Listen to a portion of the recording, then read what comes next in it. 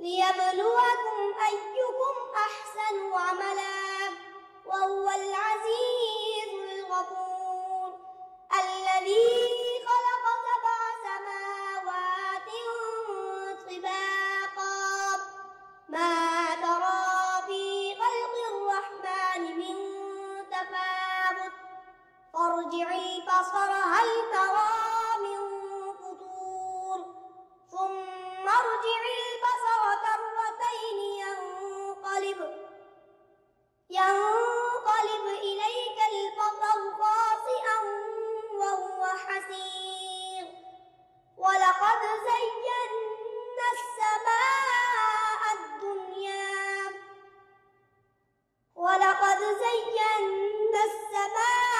الدنيا بمصابيح وجعلناها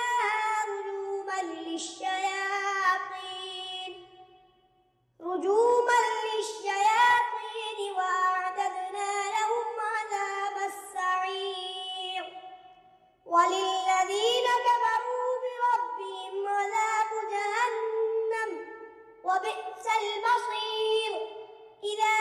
ألقوا فيها سمعوا لها شهيقا وهي تفور تكاد تميز من الغيظ كلما ألقي فيها فوج سألهم خزنتها ألم يأتكم نذير قالوا بلى قد جاءنا نذير فكذبنا وقلنا ما نزل الله من شيء إن أنتم إلا في ضلال كبير وقالوا لو كنا نسمع أو نعقل ما كنا في أصحاب السعير فاعترفوا بذنبهم فسحقا لأصحاب السعير إن الذين يخشون ربهم بالغيب لهم مغفرة وأجر كبير وأسروا قولكم أو اجهروا به إنه عليم بذات الصدور ألا يعلم من خلق وهو اللطيف الخبير هو الذي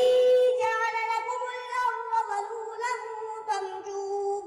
ظلولا فامشوا في مناكبها وكلوا من رزقه وإليه النشور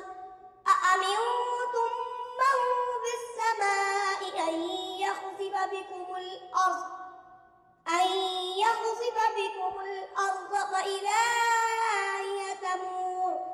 أم أمنتم من في السماء أن يرسل عليكم حاصبا فستعلمون كيف نذير ولقد كذب الذين من قبلهم فكيف كان نكير أولم يروا إلى الطير فوقهم صافات ويقبضن ما يمسكهن إلا الرحمن إنه بكل شيء بصير أمن هذا الذي هو جند